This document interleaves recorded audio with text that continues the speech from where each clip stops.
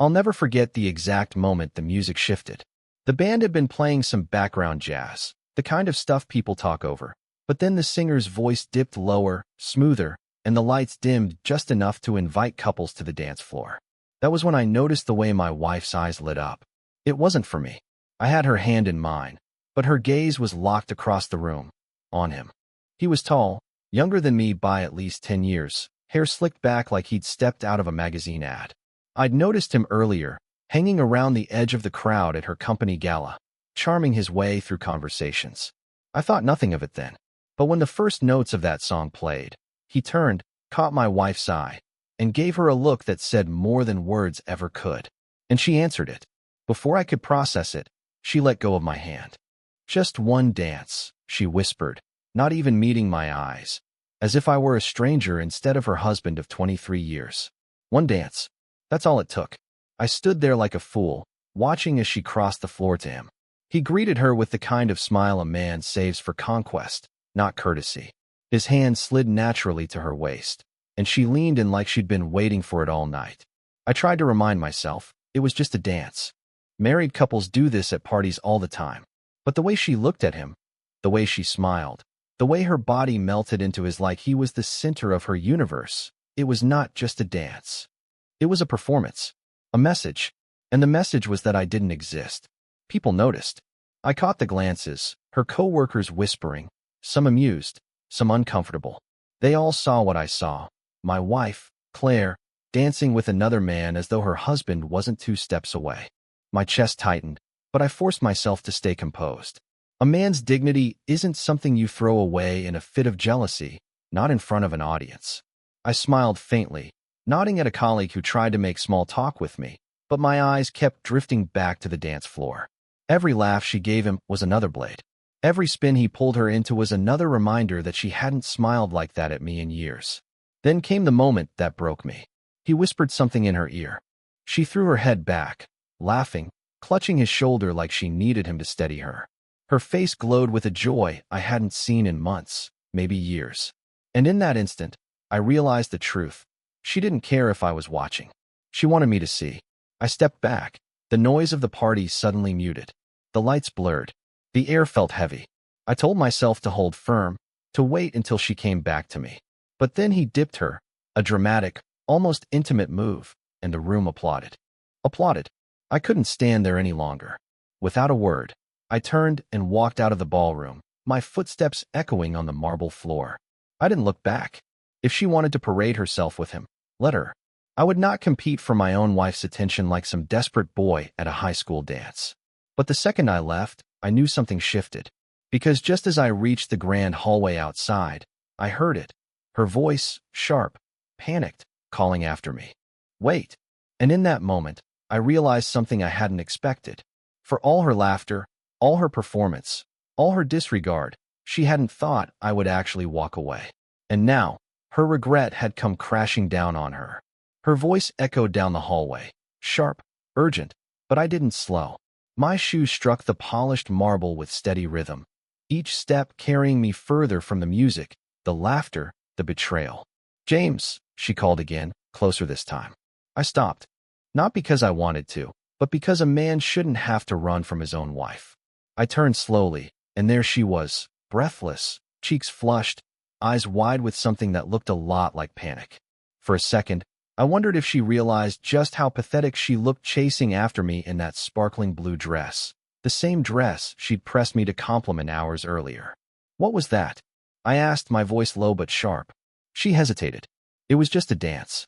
"Just a dance?" I let the words hang between us. "You danced with him like I wasn't even in the room. Like the last 23 years never happened." Her lips parted, but no words came out. For the first time all evening, she looked guilty. But guilt without apology is nothing but fear of consequences. "I didn't mean," she began. I cut her off. "You didn't mean to get caught. That's the difference." The color drained from her face.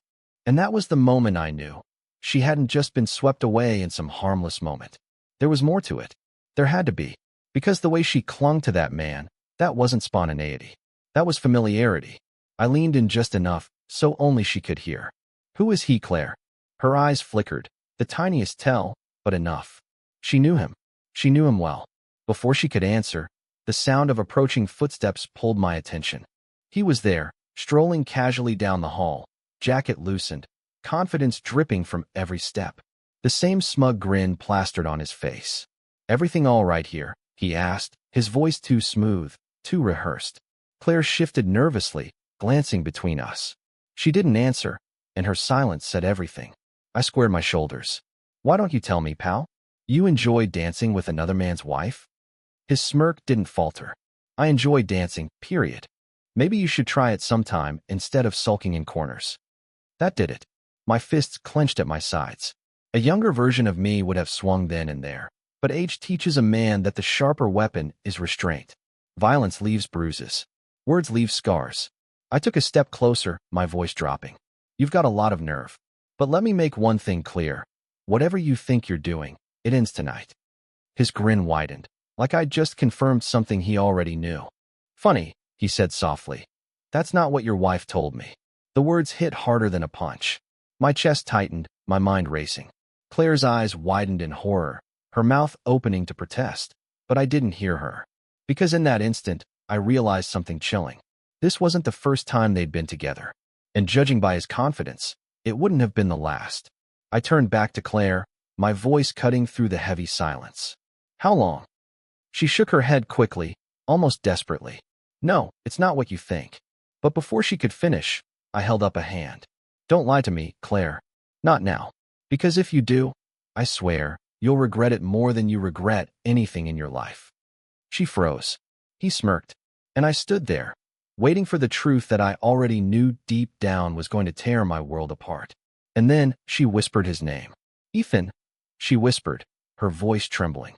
The name cut through me like a blade. Ethan. Not just some faceless stranger at a company party. Not just a dance partner. He had a name.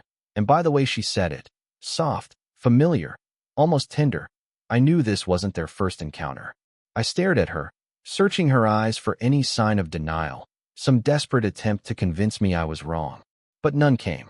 Instead, she lowered her gaze, like a child caught stealing cookies. Except this wasn't childish mischief. This was betrayal. "How long, Claire?" My voice was steady, but I could feel the storm raging inside me. Her lips quivered. "It's not what you think." I stepped closer, narrowing the space until she had nowhere to look but at me. "Then tell me what it is. Right now? Because if you don't, I'll assume the worst, and God help you if the worst is true." Ethan chuckled under his breath, the sound mocking, deliberate. "You're making this bigger than it is, man. It was a dance. That's all." But he couldn't hide the satisfaction in his tone. He was daring me to believe him, daring me to crumble in front of both of them. I turned sharply on him. "Shut your mouth." For the first time, his smirk faltered. He raised his hands slightly, pretending at innocence, but his eyes betrayed him. He liked this game. He liked watching a marriage unravel in the open. I looked back at Claire. She was pale, clutching her clutch bag like it could shield her. Finally, after a long silence, she whispered, "We've talked. That's all. Just conversations at work, a few lunches. Nothing more." I laughed, not the kind of laugh that comes from humor, but from disbelief so bitter it curdled in my chest. "Just conversations? You expect me to believe you threw yourself into his arms like that because of a few lunches?" Her voice broke. "I don't know what I was thinking." "You were thinking," I shot back, "that I wouldn't notice. That I'd stand there like some fool while you played house with him on the dance floor."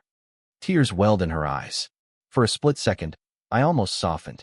Almost. But then Ethan spoke again. "She deserves more than a man who sulks in corners," he said calmly. "Maybe you should look at why she even wanted to dance with me in the first place." The air went cold. Claire gasped softly, like even she hadn't expected him to go that far. I stepped forward, so close I could see the pulse beating nervously in his neck. My voice dropped to a low growl. "You just made the biggest mistake of your life."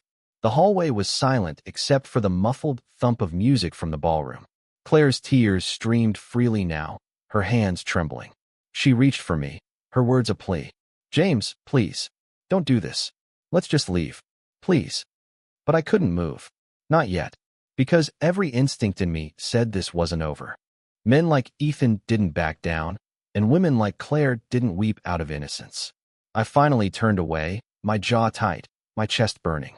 "We're going home," I said flatly. Now. Claire nodded quickly, relief flickering in her eyes, but I caught something else there too. Fear. Not of me, but of what would happen once we were alone. We walked out together in silence, my hand guiding her, but my mind already unraveling the lies she hadn't yet confessed. Because one thing was clear, Ethan wasn't just some coworker. He was something more. And before the night was over, I was going to find out exactly what. The drive home was silent except for the hum of the tires against the asphalt. Streetlights flickered across her face as she stared out the passenger window, hands folded tightly in her lap like a schoolgirl awaiting punishment. I gripped the wheel harder than I should have, knuckles white, jaw tight. I wanted to ask 1,000 questions, to demand every truth she'd hidden behind her tears. But I knew if I spoke too soon, I'd explode. And a man can't afford to explode when he's this close to the truth. Finally, halfway across town, I broke the silence. How long?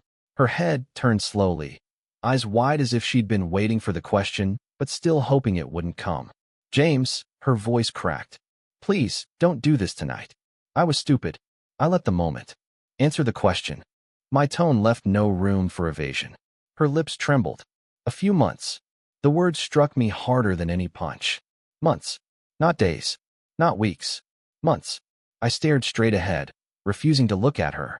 If I saw her face, if I saw the guilt in her eyes, I might not be able to control myself. How many lunches? I asked coldly. She hesitated. 4. Maybe 5. How many nights? Her silence told me more than any words could. I pulled the car into the driveway, the engine idling as I turned to face her. Her eyes glistened with tears, her hands shaking. Tell me the truth, Claire, I demanded. Because if you don't, I swear to you, I'll find it myself, and when I do, you won't like the way I handle it. She sobbed then, covering her face with her hands. Once, she whispered. Just once. I swear to you. I leaned back against the seat, the weight of her words pressing down on me like a stone. Once. The oldest lie in the book. You expect me to believe that? I asked quietly. It's the truth, she insisted, her voice breaking. I was lonely. You've been so distant, always working late, always tired. He was just there. I laughed bitterly. So you solved your loneliness by climbing into another man's arms. She flinched, tears rolling down her cheeks. I made a mistake, but it didn't mean anything. Didn't mean anything. The phrase twisted in my gut. She had danced with him like I wasn't there, risked everything we'd built together, and she dared to say it didn't mean anything. I shut off the engine and stepped out, slamming the door harder than necessary. She followed slowly, heels clicking on the concrete, her sobs muffled in the night air. Inside, the house was quiet. Too quiet. Our wedding photo hung on the wall by the staircase, her in white, me in a black suit, both of us smiling like we believed in forever. Now it mocked me. I turned to her in the living room. You've got one more chance. Tell me everything, Claire. Right now? Who is he to you? Her shoulders shook as she wiped her tears, finally meeting my eyes. He's my boss. The room tilted. My chest tightened. Boss. Of course. That explained the confidence, the smugness, the way he stood there like he owned not just her, but the air around her. He's your boss, I repeated slowly. She nodded, whispering, please don't tell anyone. If this gets out, my job, my reputation. I raised a hand to silence her. My mind was already racing, connecting dots she hadn't intended me to see. This wasn't just an affair. This was power, position, control. And suddenly, I realized, Ethan wasn't just a threat to my marriage. He was a threat to everything. The word boss echoed in my head long after she said it. Suddenly everything about Ethan's smugness made sense. The way he smirked, the way he spoke like he held all the cards. He wasn't just another coworker sniffing around a married woman. He was the man who signed her paychecks, the man she had to face every day. And she hadn't just danced with him. She'd let him stake a claim in front of everyone. I paced the living room, my pulse pounding in my ears. So, your boss. I said finally, my voice measured but sharp. How convenient. That explains why you were so quick to defend him. Why you begged me not to make a scene. Because protecting him was more important than protecting me. Claire shook her head desperately, stepping toward me. No, James, that's not true. I was trying to protect us. If this comes out, it ruins everything. My job, our stability, our reputation. I made a mistake. Yes, but please, don't let it destroy everything else. I turned to face her fully, letting the silence hang. Then I asked the question I'd been dreading. Did you sleep with him? Her face crumbled. She closed her eyes, tears sliding down her cheeks. Yes, she whispered. The sound of it nearly buckled my knees. I gripped the back of a chair just to steady myself. Hearing her admit it didn't shock me. I already knew, but it tore something inside me I didn't realize could still break. How many times? My voice was flat, almost lifeless. Her silence spoke volumes. I stepped closer, lowering my tone to a near whisper. Every time you hesitate, Claire, I hear another yes. So I'll ask you once more. How many times? She swallowed hard. 3. I let out a bitter laugh. 3 times. And I suppose if I hadn't pressed, you'd still be swearing it was just once. She sobbed, clutching her arms around herself. I was weak. He pressured me. I didn't know how to stop it without risking everything. I stared at her for a long moment, then shook my head. No, you knew exactly how to stop it. You just didn't want to. Her sobs grew harder, but I felt nothing. No sympathy, no pity, just a cold clarity settling in. This wasn't a mistake. This was a choice, made 3 times, maybe more.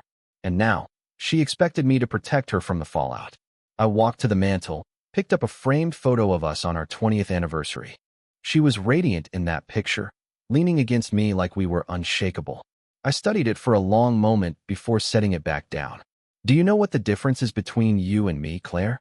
I said quietly. You think in moments. I think in consequences. You looked at him and thought about tonight. I looked at you and thought about 23 years. That's the difference. Her tears slowed as she stared at me, confusion mingling with fear. What are you going to do? I met her gaze steadily. What I always do. I'm going to think ahead. Ethan might be your boss, but he doesn't know who he's dealing with. You handed him power over you, but you forgot that power can be taken back. Her eyes widened. James, please don't. If you try to fight him, he'll destroy us both. I stepped closer, lowering my voice so that each word landed like a hammer. No, Claire. He won't destroy me. He'll destroy himself. And when he does, you're going to watch every second of it. She shook her head, trembling. You can't. But I was already moving past her, already planning. Ethan thought humiliating me was the endgame. He thought stealing glances and stolen dances gave him control. What he didn't know was that I'd been preparing my whole life for men like him. And by the time I was finished, Ethan wouldn't just regret dancing with my wife. He'd regret ever stepping foot in that ballroom. That night, after Claire cried herself to sleep in the bedroom, I stayed downstairs in the darkened living room. The clock ticked past midnight, then 1, then 2, but I didn't move. I just sat there in the silence, staring at the faint reflection of myself in the glass of the window. This wasn't the first time in my life someone had underestimated me.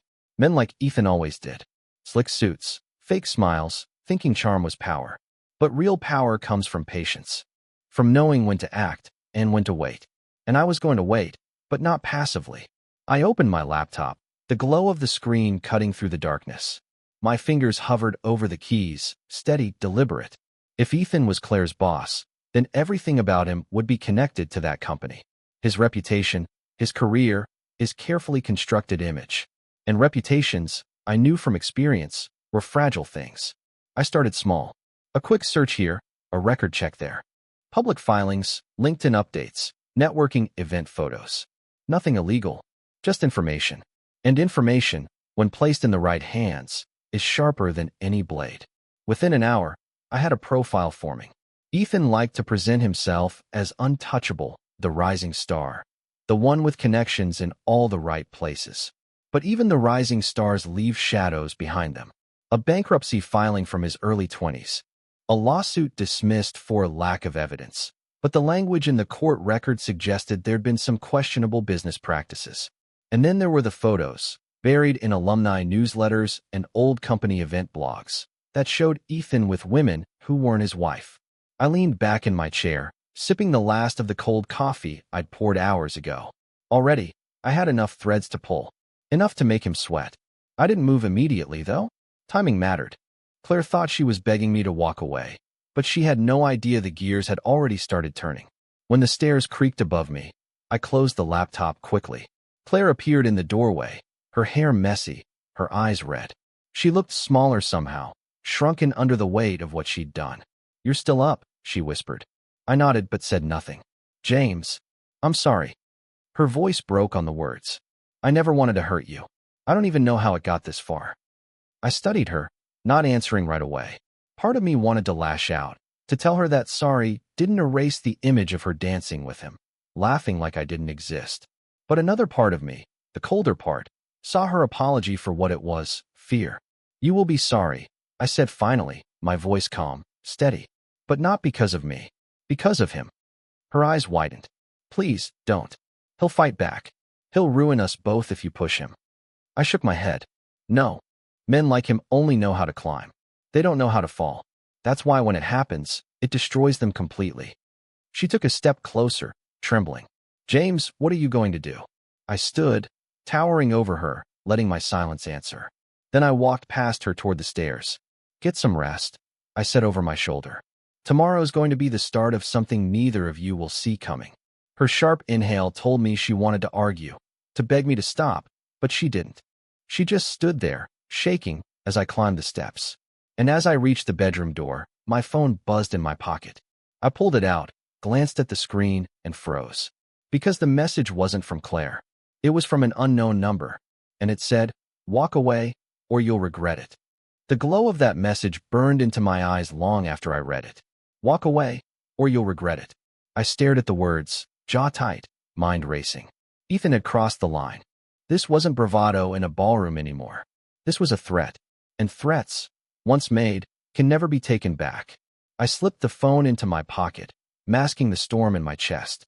Claire was still downstairs, pacing nervously. She didn't know what had just come through, and for the moment, I intended to keep it that way. When I reached the bedroom, I sat on the edge of the bed, thinking. Men like Ethan always believed in intimidation. A smirk, a whispered comment, a veiled warning. They thrived on the fear it planted. But fear only works on men who don't know how to fight back. I picked the phone up again, studied the number. Unknown, untraceable at first glance. But nothing stays hidden forever. I drafted a simple reply. "You should be careful what you put in writing." Then I hit send. The 3 dots appeared almost instantly, pulsing as he typed. My lips curved into the faintest smile. He was rattled. "Good." The reply came fast. "You think you're smarter than me? Ask your wife what's at stake before you make this worse." My chest tightened. There it was, the leverage. He wasn't just toying with Claire. He was holding something over her. Something big enough that she'd let him pull her into his orbit. I didn't reply. Not yet.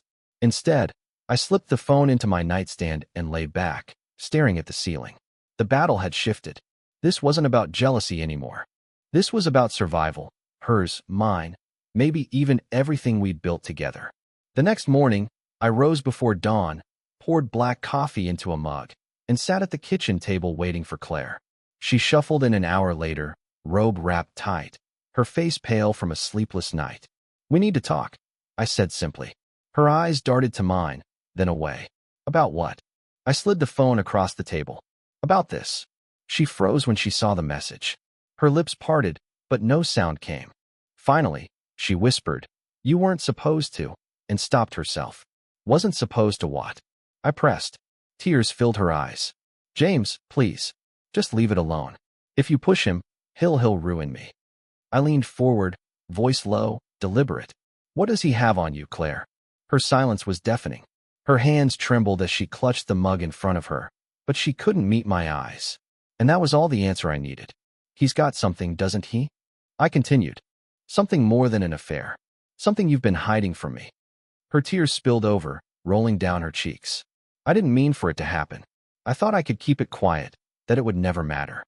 "What, Claire?" My voice cut sharper. "What did you give him?" She broke then, her voice collapsing into sobs. "Money. I took money from the company account, and he found out. He said he wouldn't report me if I. Her words shattered the last illusion I had left. It wasn't just betrayal of love. It was betrayal of trust, of integrity. She'd handed Ethan the weapon he needed to own her, and in turn, tried to own me. I sat back slowly, every part of me burning but cold all the same. "So that's it," I said flatly. "You traded your dignity to keep your job. You gave him the keys, and now you expect me to fix it." She sobbed harder, burying her face in her hands. I didn't know what else to do. I stood, pushing my chair back with a scrape that made her flinch. You don't need to know what to do, Claire. That's my job. Her head shot up, eyes wide with fear. James, what are you going to do? I looked down at her, my voice steady, final. I'm going to remind Ethan that blackmail is a game men like him never win. And before she could say another word, I walked out of the kitchen, already planning my next move. Because Ethan thought he held the cards. But he had no idea I was about to flip the whole table. The plan came together faster than even I expected. Men like Ethan leave trails, arrogant trails, because they think nobody dares follow them. All it took was a few late nights, some quiet digging, and the right contacts who owed me favors. By Friday morning, I had enough in my hands to bring his shiny little empire crashing down. The beauty of it? I didn't have to invent a thing. Ethan had done all the dirty work himself. Misused expense accounts, questionable business trips billed to the company, late-night emails that looked more like propositions than professional communication. And now, thanks to Claire's tearful confession, the cherry on top, proof of his blackmail. I packaged everything neatly into a single folder. Anonymous. Untraceable. I didn't send it to HR or his buddies. I sent it straight to the one person in that company who couldn't afford to ignore it, the CEO. The timing was perfect. That night, Claire's company hosted another gathering, a smaller dinner for executives and their spouses. She begged me not to go. I told her calmly, if you're worried about him being there, you should be more worried about me. The ballroom wasn't as crowded this time, but the tension was thick. Ethan stood near the head table, his arm draped over the back of a chair like he owned the place. His smug grin widened the second he saw us walk in. I didn't give him the satisfaction of a glare. I played it cool, shook a few hands, even shared a toast with one of Claire's colleagues. But inside, I was waiting. And then it happened. Halfway through the evening, the CEO himself entered the room, flanked by two board members. Conversation stuttered. Forks paused midair. He went straight for Ethan. No pleasantries. No warm greetings. Just a cold hand on the shoulder and a whispered command. I watched as Ethan's grin faltered, then collapsed entirely. His face drained of color as the CEO handed him a folder. My folder. Right there in front of everyone. Pages spilled out onto the table. Emails, receipts, screenshots. Gasps rippled across the room. Ethan tried to stammer some excuse, but the board members weren't listening. Within minutes, security arrived. They didn't just escort him out quietly. They dragged him through the same ballroom where he'd once danced with my wife like I wasn't there. The silence was deafening. Every eye followed him to the door, and when it slammed shut behind him, a dozen whispers filled the void. His name, his reputation, his downfall. I raised my glass and took a slow sip.